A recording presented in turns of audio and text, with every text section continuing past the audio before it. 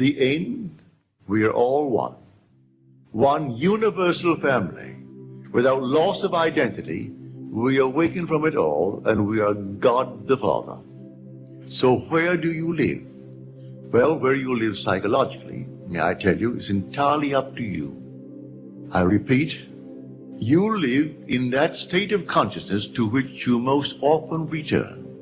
You could tonight determine to be, and you name it, you want to be wealthy, all right, it means nothing. It's a shadow anyway. But if that's what you want to be secure, what would the feeling be like if you were? You assume that you are, and that assumption may be denied at the moment of the assumption, denied by your senses, denied by reason. But if you dare to persist in that assumption, it will harden into fact, and the world will bear witness of that persistent assumption on your part. So that's where you live psychologically. Tonight you go home, and you may go to a place where 12 people live, and no 2 of the 12 live in the same psychological place. They could sleep in the same bed, and physically they're under the same roof, but psychologically they are in different dwelling places. So you can determine where you want to dwell psychologically. You want to be secure? What's wrong with that? Not a thing wrong with it. You want to be known in this world? Nothing wrong with that. I only tell you that it will all vanish and leave not a trace behind it. For you're moving towards the fulfillment of Scripture. Has nothing to do with secular history. But while you're in the world of Caesar, pick out what you want in this world and dwell in it psychologically. So what would the feeling be like were I the man that I would like to be? Am I that vain that I want to be known? Well, all right, don't ask anyone. Do I really want to be known in this world? Well then, assume that I am. Do I want to be secure, as the world calls security? Well then, assume that I am. And then tonight, though I sleep in a house of 50 or more, I differ. As far as they're concerned, they have different selections as to where they are sleeping psychologically. I pick out the place where I want to sleep, and I sleep in it, and night after night I return to that state and sleep in it, and then the whole vast world reshuffles itself. And then that state where I dwell psychologically externalizes itself in my world, and here I'm confronted with the fulfillment of my assumption, though at the moment that I assumed it, it had no foundation in fact. So, where do I live psychologically? I alone can answer that.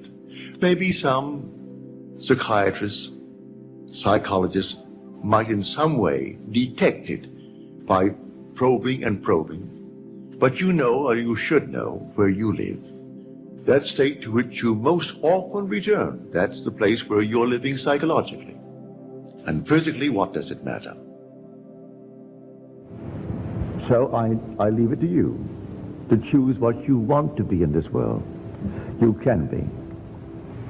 So faith is simply an act, just an act, which negates all activity. So a lady said to me tonight, well, what must I do, Neville? You said that you will hear good news for me, and she named the kind of news she wanted me to hear. Now, what must I do? Well, I repeated to her. I thought I made myself clear when I spoke to her 2 weeks ago. You do nothing. You arise under compulsion to do what you'll have to do to bring it to pass, but you do not plot and plan anything. You yield completely. You said you believe in me. You believe that I can pray successfully. But all I do, when I heard your request, I simply asked you, is it within the framework of the golden rule? Is it something that you would like others to do to you? If it fits the golden rule, ask it of me. If it doesn't fit the golden rule, do not ask it of me, because I cannot be interested. Do not ask me to take from the people who own this building, their building, for your individual personal gain. I'm not interested. If you would like a building similar or even greater, all well and good. Nothing wrong with that. But don't ask me to do for you that which you would not like to be done for you. Do for you what you would not really like in your own life. I can't do it. Take from you one that you love, then would you take from another what she or he loves?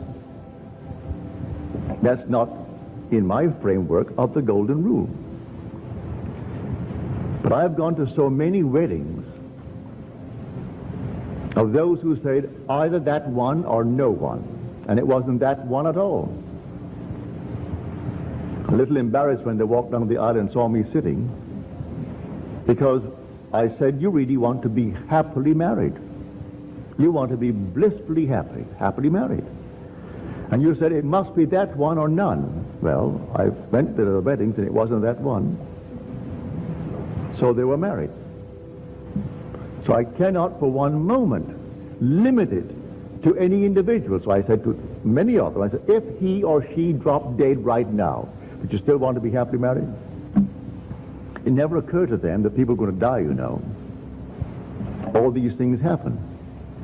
So I said, tell me honestly, what do you want? And then try to put it within the framework of the golden rule. Do unto others as you would have them do unto you. And use this technique.